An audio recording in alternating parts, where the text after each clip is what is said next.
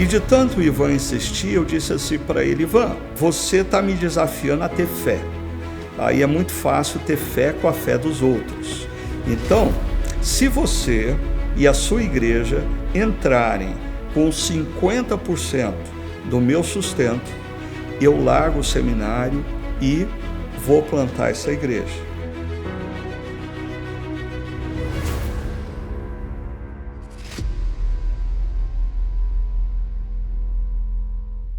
No reino de Deus não há gastos, há investimentos, sobretudo no projeto de plantação de igrejas. Naquele contexto, parecia um pouco alto o investimento para nós. É claro que eu achava que ele não ia conseguir isso. Mas eu levei para o conselho com uma máxima naturalidade. Na época eu era presidente do conselho lá, eu participei da votação do projeto. E eu fiquei mais admirado ainda quando coloquei sobre a mesa a proposta e o conselho fechou na hora. E uma semana depois ele voltou e disse: olha, Ricardo, o conselho da Igreja Presbiteriana Ebenezer aceitou o desafio de entrar nessa parceria e você tem os 50% do seu sustento. E ajustamos que ele estava livre para continuar as conversas agora envolvendo os irmãos dos Estados Unidos. Paralelamente, a gente começou a buscar parcerias. E aí surgiu uma terceira parceria, que foi com a Redeemer Presbyterian Church, igreja que era do pastor Tim Keller. E nós começamos, então, o ano de 2001 com um orçamento para 3 anos. Foi assim que Deus nos colocou nessa nova aventura.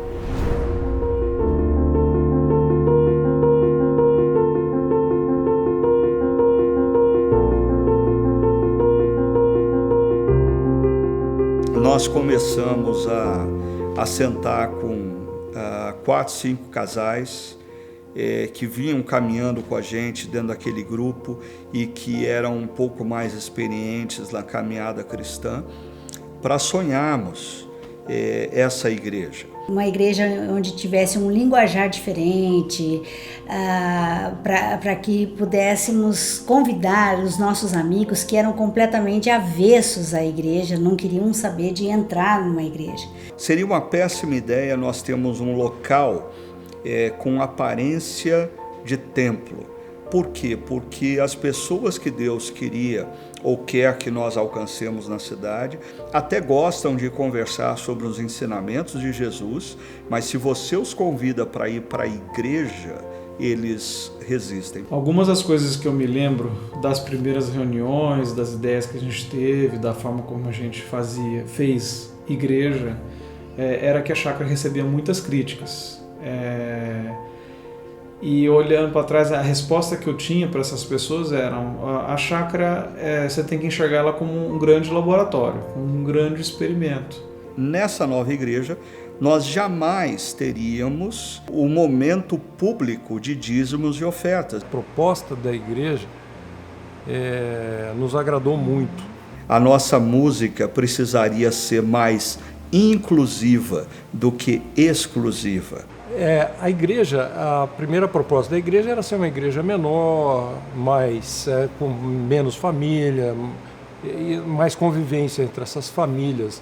Aí eu me lembro que eles começaram as primeiras reuniões desse grupo base lá na casa do seu Chiquinho. Depois os primeiros cultos ou estudos foram no consultório do Dr. Afonso Celso, mas logo o consultório ficou muito pequeno. Eu sou médico, tinha lá na minha clínica uma parte de baixo da clínica grande. Então, aos domingos a gente fazia o quê? O estudo bíblico, antes um café da manhã muito gostoso lá.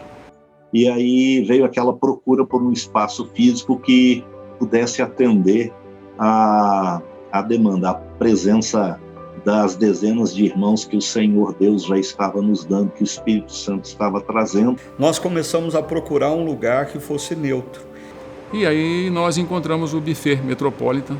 Um espaço de festas, onde as pessoas eram convidadas para vir, e aquela imagem do templo não seria uma barreira para essas pessoas.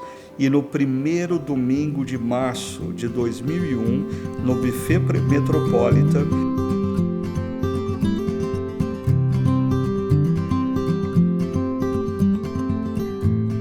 Então nós saímos com alguns recursos para conseguir comprar o primeiro sistema de som na véspera do primeiro culto aí no BF Metropole. Então fui eu e meu pai para São Paulo, com a veraneio na Santa Efigênia e batendo de loja em loja, buscando o menor preço aí para o sistema de melhor qualidade, e foi o sistema que andou com a gente aí os 3 primeiros anos.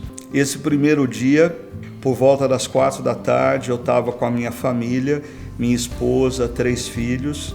Nós estamos indo para um encontro, mas eu não faço a mínima ideia se vai aparecer alguém lá, porque me deu frio na barriga. Eu pensei comigo, e se ninguém aparecer? Nós tínhamos feito algumas propagandas, eu e as crianças tínhamos distribuído panfletos em cada casa e a gente não sabia quem ia aparecer. E, além disso, o pastor Ricardo Agreste, ele estava muito assim, ansioso e preocupado de saber se mais pessoas viriam além daquele grupo base composto de 8, 10 pessoas. Naquele dia, 40 pessoas, parecia uma multidão. Eu estava imensamente feliz e ali começou a nossa história.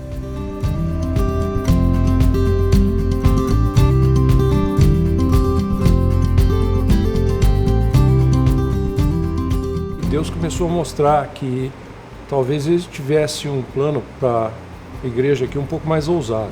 E era muito gostoso, e foi crescendo. A minha mulher era responsável pelo chá.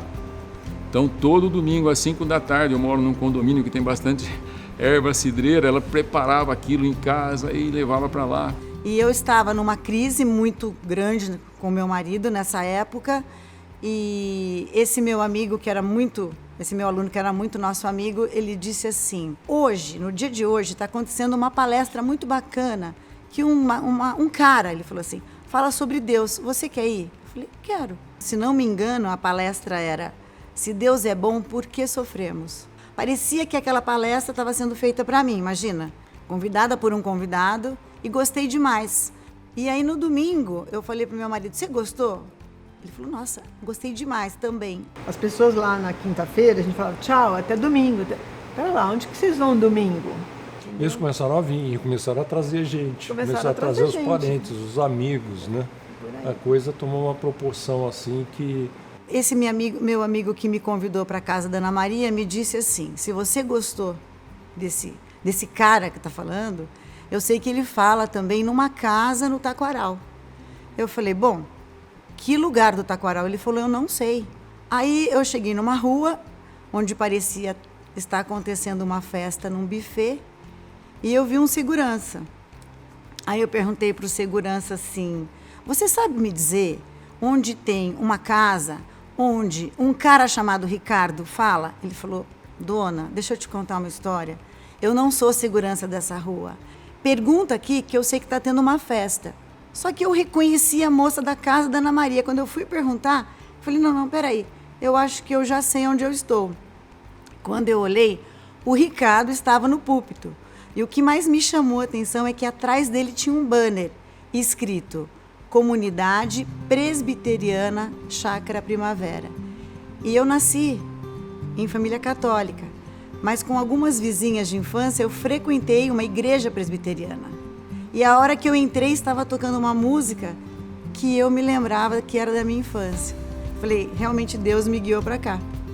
Que esse grupo na casa da Ana Maria e do Guilherme, ele durou, na verdade, 11 anos. Era muito interessante como algumas pessoas daquele grupo apareciam no domingo, no nosso encontro da igreja, e depois do encontro elas iam conversar comigo bravas, dizendo, por que você não disse que tinha de domingo também? E assim foi quando a Veraneio virou igreja.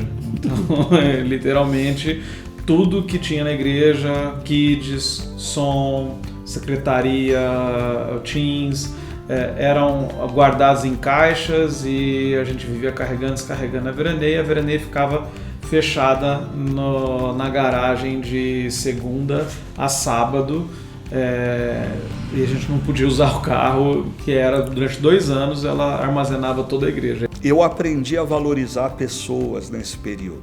Eu estava começando a namorar hoje a minha atual esposa, e o que eu sabia é que havia ali uma proposta diferente das igrejas tradicionais em Campinas, né? E foi onde eu levei minha esposa, e a gente não saiu mais de lá porque ela não quis. Ela sentia essa necessidade de ir na chácara, porque ela se sentiu bem acolhida. Quando ela chegou lá, a música era uma música tranquila, meio que MPB, né? Um sermão que tinha uma linguagem, né, que falava muito ao coração dela.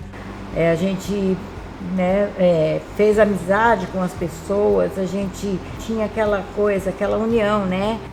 Precisava, né, de uma comunidade que desse mais suporte na criação e na educação cristã dos nossos filhos. E a gente, então, achou que a chácara seria uma comunidade, além desses outros motivos, né, de já conhecer o Ricardo e tudo mais, seria a comunidade que daria esse suporte nessa fase de pré-adolescência, adolescência que eles estavam. Nós criamos a Festa da Primavera e nós fazíamos uma passeata em torno do Parque do Taquaral.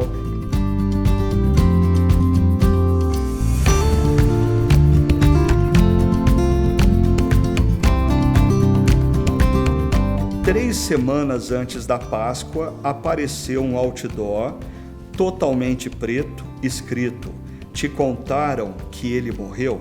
Esse mesmo outdoor ficou meio preto, meio branco, escrito embaixo do "Te contaram que ele morreu". E olha que essa é só metade da história. Na última semana antes da Páscoa, naquele mesmo outdoor, apareceu: "Venha ouvir a história por inteiro.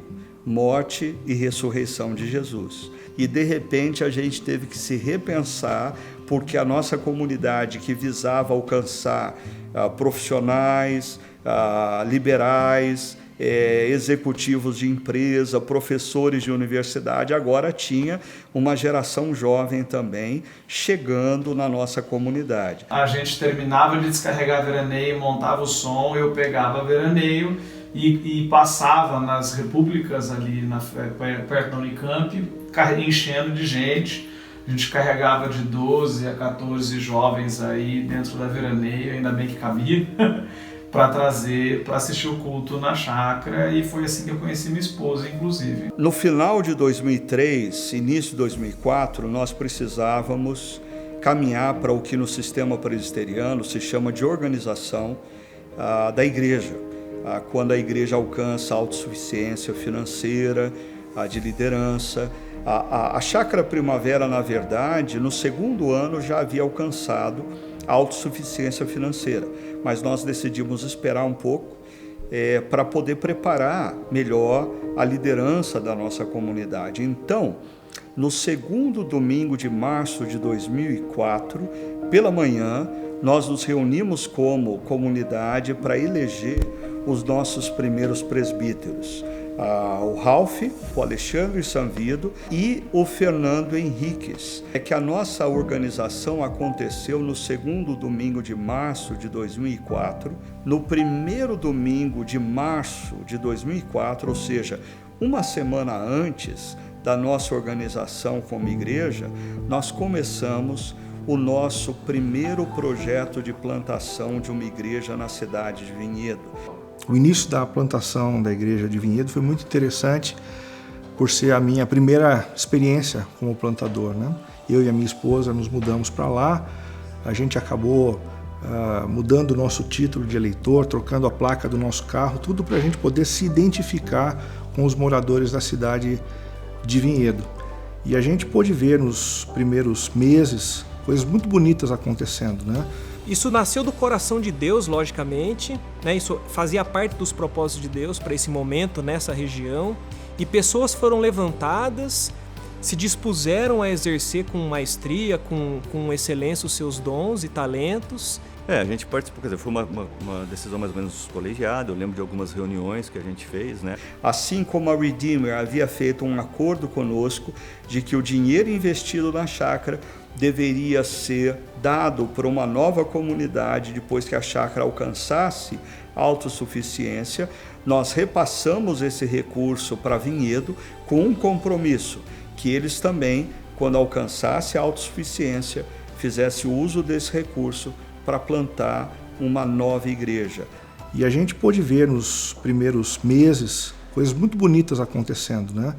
Pessoas de outras igrejas que estavam vindo de São Paulo para Vinhedo acabaram se juntando a nós. os seus vizinhos não cristãos começaram a aparecer e começaram a se render a Jesus. Nós já tínhamos atingido uma marca de 300, 350 pessoas por domingo no buffet e não cabíamos mais lá. Nós tínhamos pessoas que tomavam todo o salão, pessoas que ficavam assistindo os encontros pelas janelas, gente que ficava sentada do lado de fora na varanda, num vão da porta, para poder participar do que estava acontecendo lá dentro. No verão era insuportável, porque nós só tínhamos ventiladores de teto que faziam um barulho terrível, e assim nós chegamos no final de 2003, início de 2004, com uma consciência: o nosso tempo naquele local havia se esgotado.